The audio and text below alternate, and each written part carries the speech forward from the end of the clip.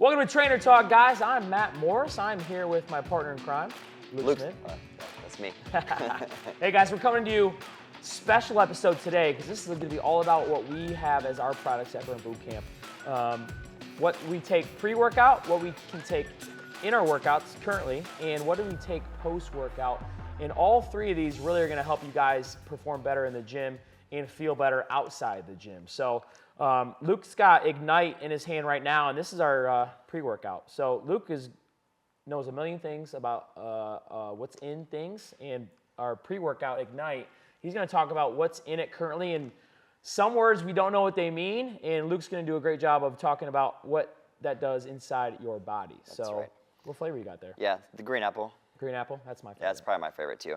So the thing about Ignite, this is supposed to be taken 15, 20, maybe 30 minutes before your workout. And what it's going to do is going to allow you guys to have more energy during your workout. And the awesome thing about this, it's all natural. It's matcha based. So it's going to be packed with 40 milligrams of caffeine. And one thing that I like to talk about is with the matcha, it's really interesting because everyone's body breaks down matcha just a little bit differently. You can have up to 60 milligrams of caffeine in every single serving. But for every person, it's going to be a little bit different because everybody's body will digest it a little bit differently. Another thing that's really cool is it's extremely low calories, so you don't have to worry about getting excess calories. It's not going to cause you to bloat. Super easy to break down, so it gets into your bloodstream, and you can start to work out faster and get more reps in. Yeah. What I've noticed when I take it, I work out in the morning when I don't have anything in my stomach, so I'm fasted. So it hits me pretty quick. If you work out in the afternoon when you've had a couple meals in your system, you might need to take it a little bit earlier than what you would do if you work out fasted when you don't have anything in your system. So that really just depends on when type of day, what part of the day you work out, and then how much you take. I take 2 scoops, I'm not gonna lie. If you've never taken pre-workout before and you're just getting into it, I would stick to maybe like a half of a scoop to see how it affects your body. Work up to a scoop, because like Luke said, there's 40 milligrams in it, and then I've been taking caffeine a long time, so I take 2 scoops before my workout, and it really hits me, honestly, within like 5 to 10 minutes.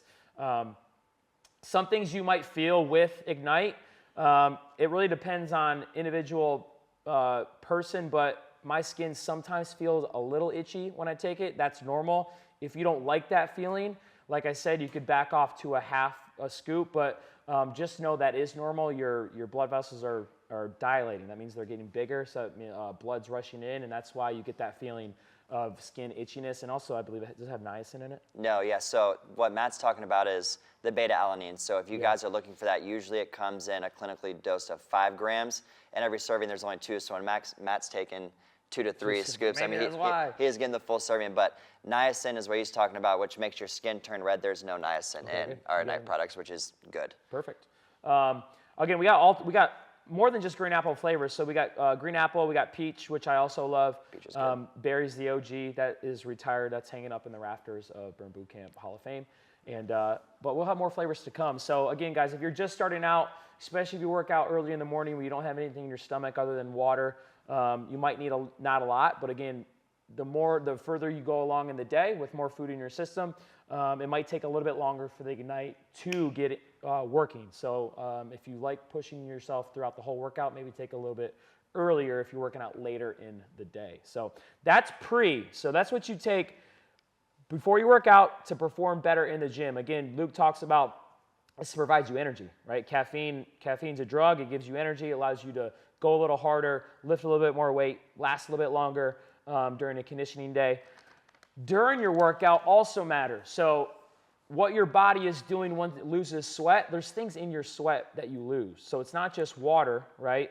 It's salt, it's potassium. Those are the electrolytes that you lose through your sweat. And the best thing about Replenish, which is our intra-workout, is you can drink this during your workout and then replenish the things that you lose that have everything in it. So some of the things in this are calcium, potassium, phosphorus, magnesium, and chloride. Again, you lose all those through your sweat. And if you're like me, and Luke's kind of like the same way, we sweat a lot, you lose more of that through your sweat. So if you don't sweat a lot, you might not lose as much, but if you are a sweater, especially on Burn Boot Camp conditioning days, and really like if you're going heavy enough on strength days, you're gonna sweat. So Replenish, and you can honestly drink this during your workout, which is the use of it, but also my wife, she likes just drinking in water. She's one of those people that hates to drink water plain. I don't mind, but water is boring to her, and to make it not boring, she uses Replenish. She uses, we have lemon lime, and we also have orange. Yeah. So she likes the orange flavor. Yeah. So one thing that I think is really beneficial about the Replenish is if I want to make sure I'm getting all the full effects of Ignite to last through the duration of my workout, I want to take this because these two supplements really just complement each other really, really well. And for me, when you guys are lifting heavy and dying on our Metcon days or any conditioning day, this is going to help get rid of some of that mental fog or some of that lightheadedness that you guys may have when you're lifting heavy. Because if you're sweating, you're going to lose between 1% to 2% of your body weight during any 45-minute camp. So if I'm looking to push harder and longer, I need to have this to complement my pre-workout supplement too. If you don't believe Luke, weigh yourself. If you haven't focused on me before camp, weigh yourself, and then go weigh yourself after camp, and you'll probably weigh a little bit less than you did pre-workout. The other thing I like about Replenish, 0 calorie, which like Luke said, Ignite, it's low calorie, 0 calories. You don't got to worry about counting it if you are a calorie counter. And also, there's not sugar in it. So if you do take this, not during your workout, but if you're just sipping on it in your water, you don't got to worry about the sugar content. Yeah, and that's the same for all of our supplements. Yeah. 0 calories or 0 sugar.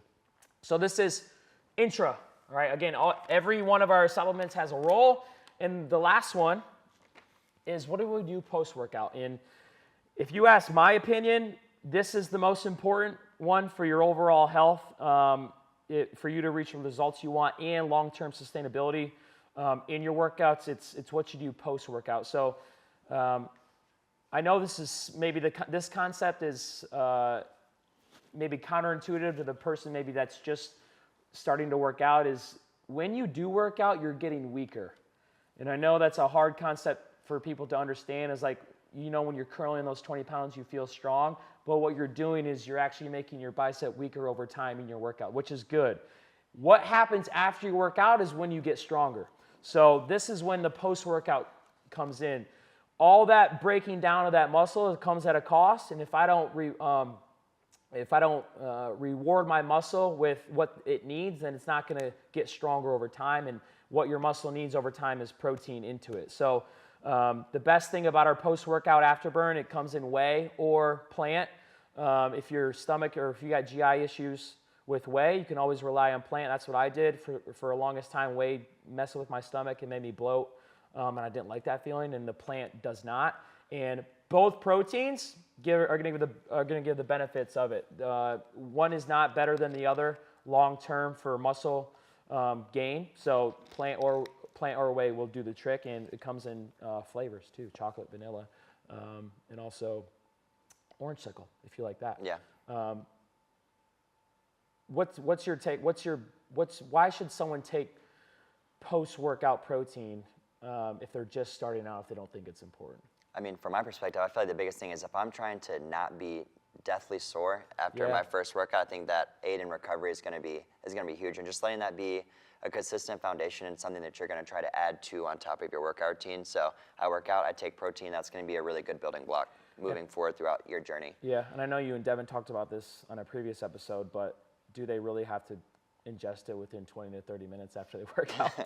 No, it's really interesting. 10 years ago, and I did this, and when I was working out in high school, if I was ever working out chest and triceps, I would drink a protein shake after I did chest before I did triceps. I was like, I'm gonna get stronger doing this. But it's really interesting. Now the window's actually been extended to almost 4 hours.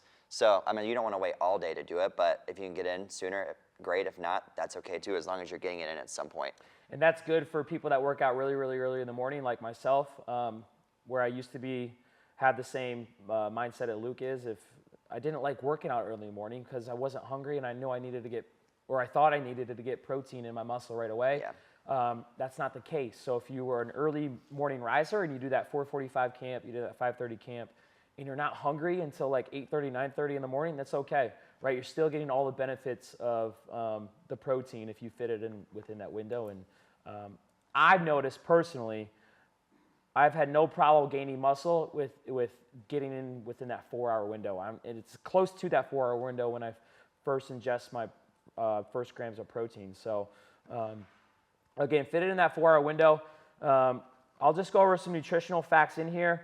The best thing about the protein is that it is full of all essential amino acids. So all the amino acids that you guys see on the back of the canister, the profile, it has all the essential ones you need. There's 9 of them. That's the best part. The other part of it about Afterburn is that the sugar content is low, right? This is only 1 gram per serving. The calorie per serving is good. It's about 170s per 1 scoop. I would suggest, I think Luke would suggest, if you're just starting out, you can start with 1 scoop. But as you guys work out harder and you want to gain a little bit more muscle, you can go up to 2 scoops as well. But remember, these are supplements for a reason.